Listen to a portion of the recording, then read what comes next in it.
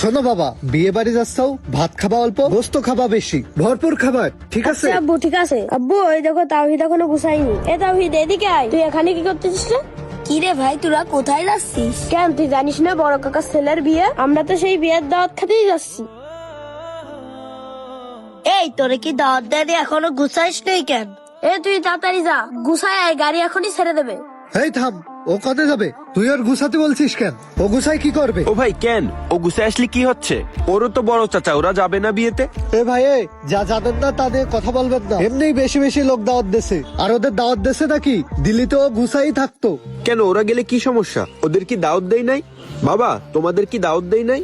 না, আমাদেরও দাওয়াত দেছে। আমার আব্বু কাজেতে আসলে আমরাও যাবো। এই দাওয়াত দেশে ভালো কথা, তা তুই কাঁদতেছিস কেন?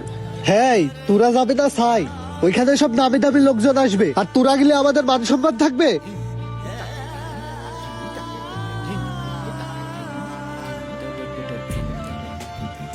কেন ভাই, মান সম্মান থাকবে না কেন? ওরা কি এমন করেছে যে ওরা বিয়েতে গেলে আপনাদের মান সম্মান থাকবে না? আরে ভাই, আপনি আম খাচ্ছেন খান, আপনি আটি গুনতেছেন কেন? বিয়েতে সব নামি দামি লোকজন আসবে, আর ওর বাচ্চালাই ভ্যান। বিয়েতে যদি এরা যায়, তাহলে আমাদের বড় ভাইয়ের মান সম্মান থাকবে?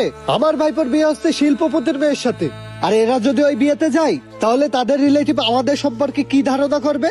ভাই, তারা আপনাদের সম্পর্কে কি ধারণা করবে এইটা আমি জানি না, কিন্তু আপনাদের ধারণা যে কত নিচু এইটা আমি ভালোভাবে বুঝে গেছি। তাই আপনাদের এই বিয়েতে আমি আর যেতে পারবো না। আরে আপনি যান, আপনার বিয়েতে যাওয়া লাগবে না। আপনি না গেলে আমাদের কিছু আসে যায় না। আচ্ছা ভাই, ঠিক আছে, নিজের রক্তের সম্পর্কের চাচা হয়েও এই কাজটা করা আপনাদের একদম উচিত হয়নি। আপনাদের ভাইপোর বিয়ে আপনারাই যান, আমি আর এই বিয়েতে যেতে পারবো না। চল বাবা, আয়। আব্বু চলো আমরা ওকে নিয়ে যাই।